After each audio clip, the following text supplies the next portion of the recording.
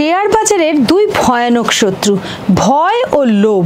ভয় ও লোভ এই দুটো শব্দই কিন্তু শেয়ার বাজারে বিনিয়োগকারীদের চরম শত্রু। এদের থেকে আপনি কিন্তু সাবধান। যদি আপনার ভয় ও লোভ এই দুটো ইমোশনই বিনিয়োগের সিদ্ধান্তকে প্রভাবিত করে, তাহলে বুঝতে হবে আপনাকে আরো অনেক বেশি ধৈর্যশীল হতে হবে, আপনাকে আরো অনেক বেশি জ্ঞান অর্জন করতে হবে এবং সেই সাথে আপনাকে আরো অনেক বেশি মার্কেটকে সময় দিতে হবে। আপনি যদি সঠিক সময়ে সঠিক সিদ্ধান্ত নিতে না জানেন, তাহলে কিন্তু এই গুণগুলোকে আপনাকে অতি অবশ্যই আয়ত্ত করতে হবে।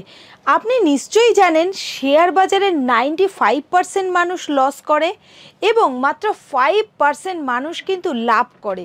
বেশিরভাগ মানুষ ভয়ের কারণে অথবা জ্ঞান ও ধৈর্যের অভাবে 95% বিনিয়োগকারীর দলে চলে যায়। আরেকটি আবেগ হচ্ছে লোভ, যা বেশিরভাগ বিনিয়োগকারীদেরই বিপদের মুখে ঠেলে দেয়।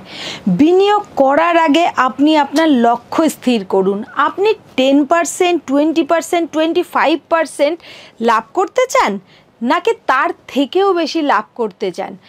আপনার লক্ষ্য যখনই পূরণ হয়ে যাবে, আপনাকে কিন্তু প্রফিট বুক করে নিতে হবে। এরপর কিন্তু আপনি আর কোনো রকমভাবে লোভ করবেন না মার্কেট থেকে।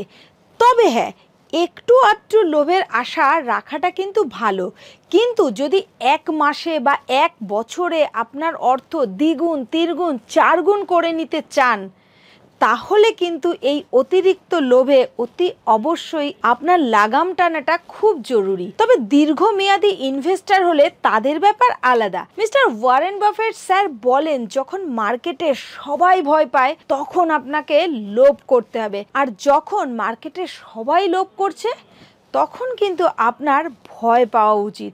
তাই মিস্টার ওয়ারেন বাফেট স্যারের এই যে মূল মন্ত্র, শেয়ার বাজার থেকে উপার্জন করার, এই মন্ত্রটি কিন্তু ভুললে আপনাকে চলবে না।